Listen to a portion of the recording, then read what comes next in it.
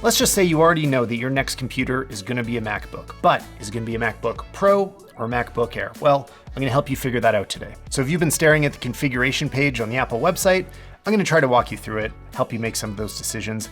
And by the way, if you are shopping for a budget computer, there are great third-party retailers out there that you can find a good deal on, like an older M2 MacBook Air, something like that. But I'm not going to be focused on that budget choice because those are the cheapest Macs out there and you're probably not thinking about getting a MacBook Pro. So I'm going to be more in between, like, are you ready to transition from the Air to the Pro? I'll help you decide. But let me say that again a different way, and this might clear things up for a lot of people watching. Most people probably want the MacBook Air. It's the top-selling Apple laptop for a reason, because it has the performance you need for basic daily tasks like web browsing and watching videos and Netflixing and, basic computer stuff. The M4 chip can handle it all. But if you think you might need some of the Pro features, let's try to figure it out, starting with the sizes. So if you're looking at the MacBook Air, you'll see a 13 and 15-inch option available, and with the Pro, there is a 14 and a 16-inch. The way to think about this, for me, is that the only one that feels small is that 13-inch Air.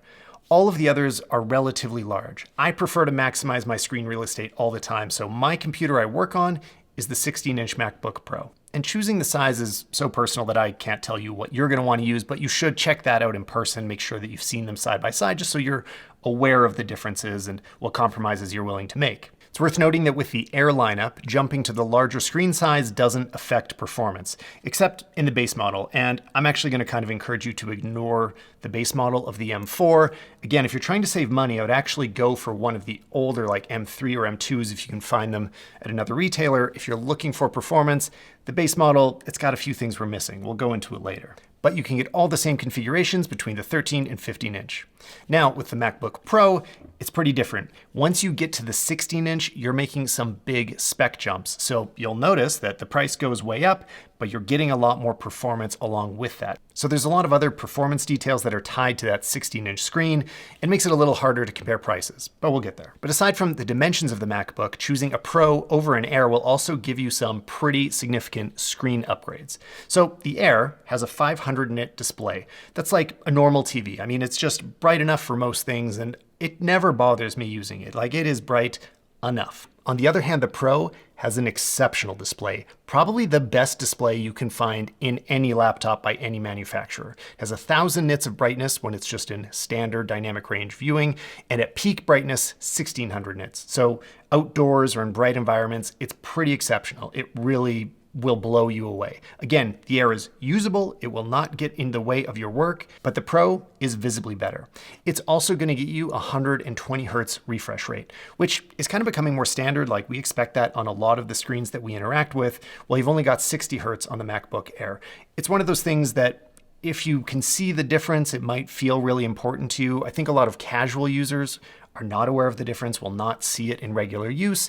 It's more like when you get used to 120, the 60 feels slower. But personally, even though I work in video production, I don't usually notice the 60 Hz unless I'm thinking about it. And if you feel like spoiling yourself for an additional $150, the Pro offers a nano texture display, which cuts down on reflections that the typical glass screen usually has.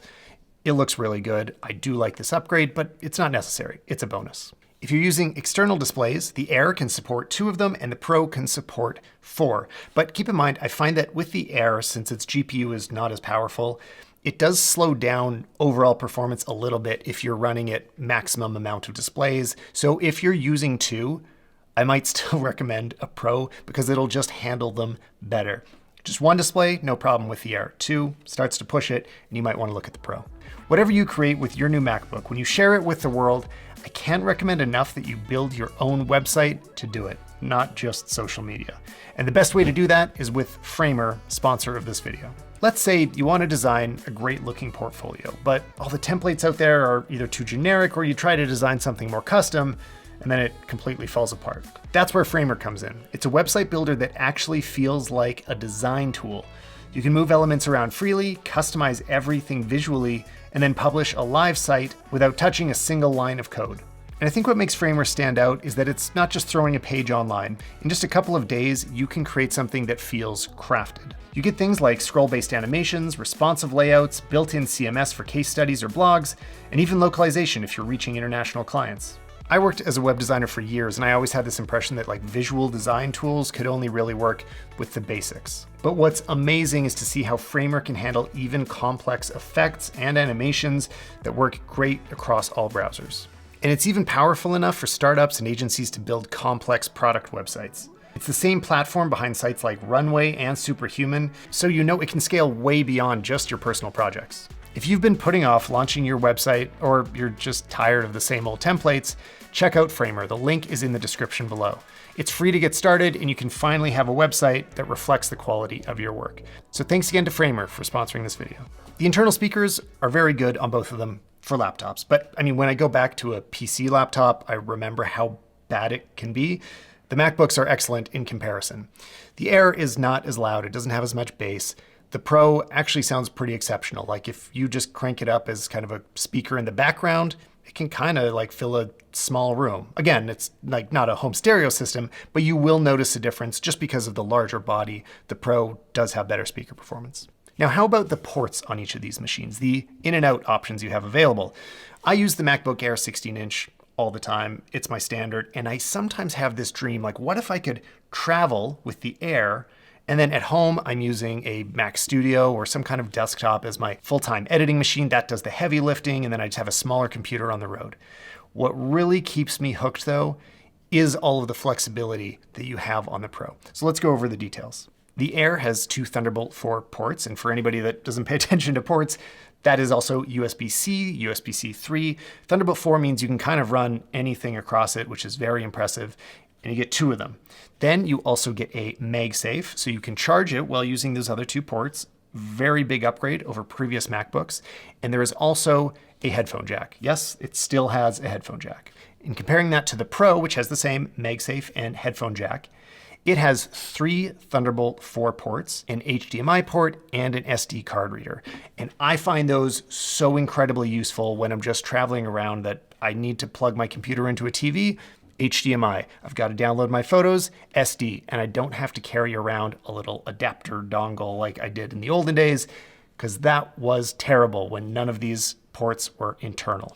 So as a photographer, I find these things very important. You'll probably know if they're important to you or not. If you are rarely using them, then maybe keeping an adapter in your bag is not such a big deal. If you use them daily like I do, it's a big part of why I love the MacBook Pro. MacBook Pro with M4 Pro or M4 Max also features Thunderbolt 5, which more than doubles transfer speeds up to 120 gigabits per second. Both of them come equipped with the same 12 megapixel wide-angle webcam that has center stage, which is the thing where it follows your face around depending how you move. And I'm gonna go on the record, I'm just gonna say it. I think center stage is kind of terrible. I always turn it off, and I wish they had put better cameras in there with less fancy features. I don't know, I don't love the state of webcams. Like they're fine, they work, but they're not the best in either Mac, but they are the same, so you don't have to choose that.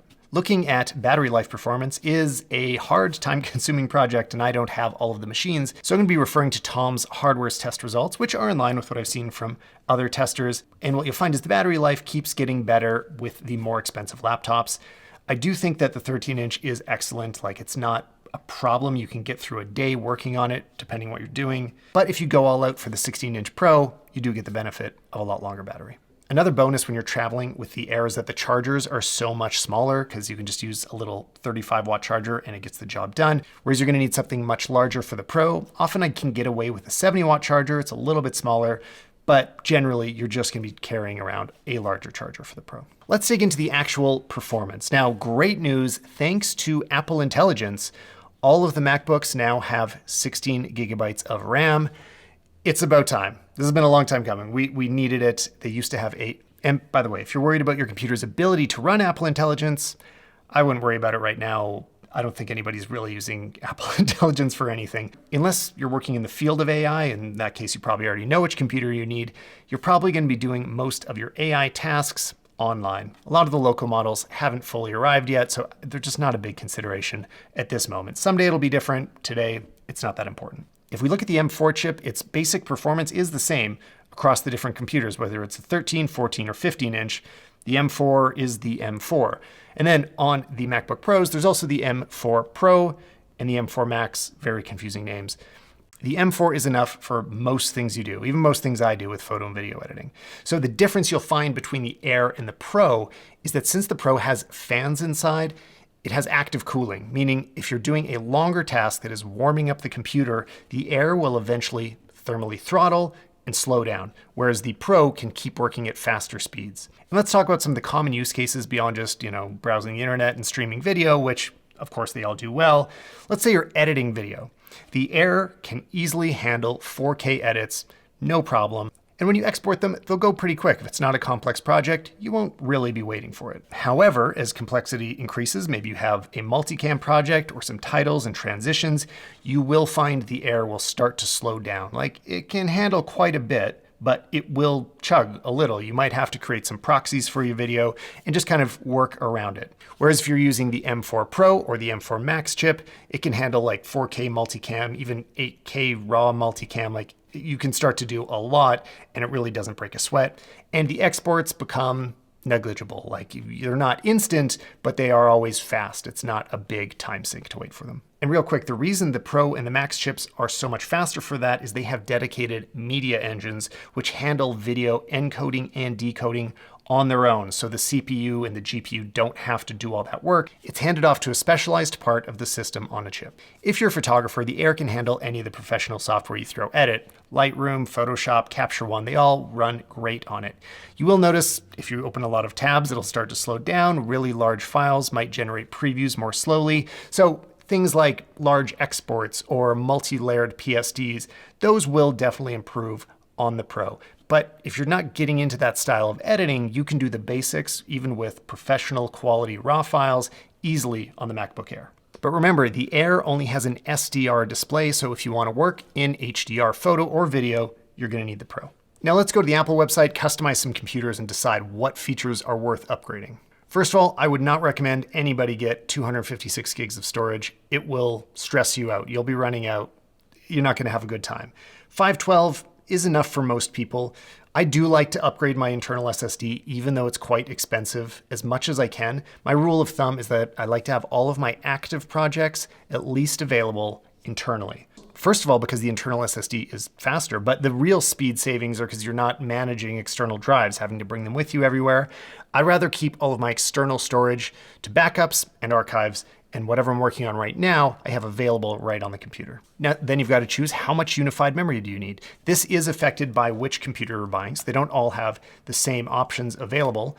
The 16 gigs, I think, are enough if you're just doing, say, photo and video as a hobby, like just family photos, things like that, and you're just keeping a normal amount of tabs open. You can totally get by with 16, it's fine. But if any of those things are your job, photo, video, audio, or you're a developer, then I'd be thinking about upgrading it. 24 is kind of the sweet spot where you're not really overpaying and it's going to do most of what you need. But you can kind of just keep adding it on depending how many apps and tabs you like to keep running at a time. And if you are going to go with the MacBook Pro, you've got to decide between the M4, the M4 Pro, and the M4 Max. And I'd think about it in those terms as well. How much of your income comes from your computer? Are you making a lot of money based on the things that it's doing? If so, I think those upgrades will end up paying for themselves. But that's all up to you. You know how much you use your computer, I don't. And just anecdotally, I use the M4 Max because I need all the performance that I can get. Other people on our team do use the M4 Pro, and there are times they find it slows down on things like multicam, or when you have vector scopes and waveforms visible, it can be a little too much in those video processes. So it can handle it all, it just could potentially slow down. So I don't know, if that helps you decide, there it is. After all that, if I could sum it up in just a few words, this is what I'd say. If you're a normal person that uses a computer, the MacBook Air is probably right for you. But if you rely on your computer and it's at the center of your work that you do day in and day out, I would be going for the MacBook Pro. I hope that helps, guys. I'd love to know though, which computer are you using now and which one do you most likely think you'll be upgrading from? I'd love to compare notes of everybody in the comments. So thanks for watching, and I'll see you in the next video.